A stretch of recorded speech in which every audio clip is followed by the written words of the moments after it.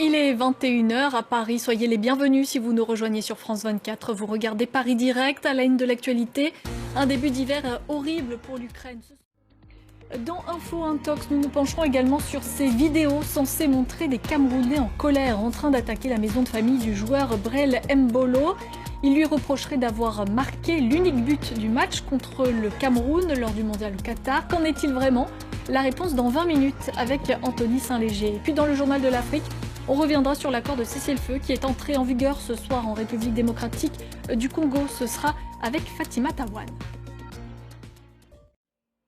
Plusieurs millions d'Ukrainiens sont toujours privés de courant et de chauffage ce vendredi, 2 jours après les frappes russes qui ont visé le réseau électrique du pays.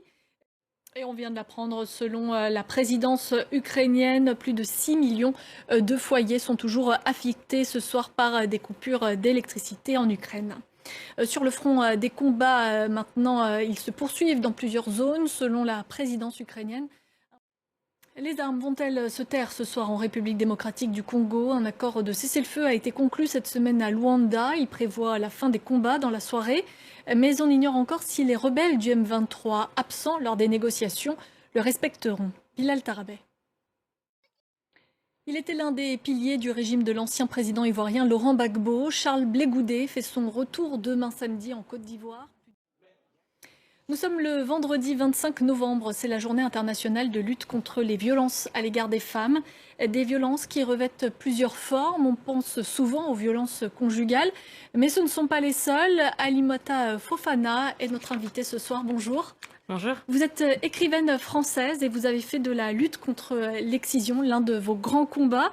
C'est un sujet que vous connaissez bien pour avoir vous-même subi une excision à l'âge de 5 ans lorsque vous étiez en vacances dans le pays d'origine de vos parents, le Sénégal.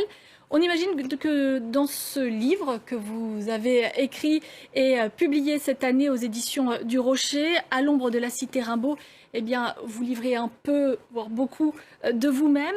Ce dont on prend conscience, c'est que l'excision, bien qu'interdite en France, touche des petites filles françaises. Comment c'est possible?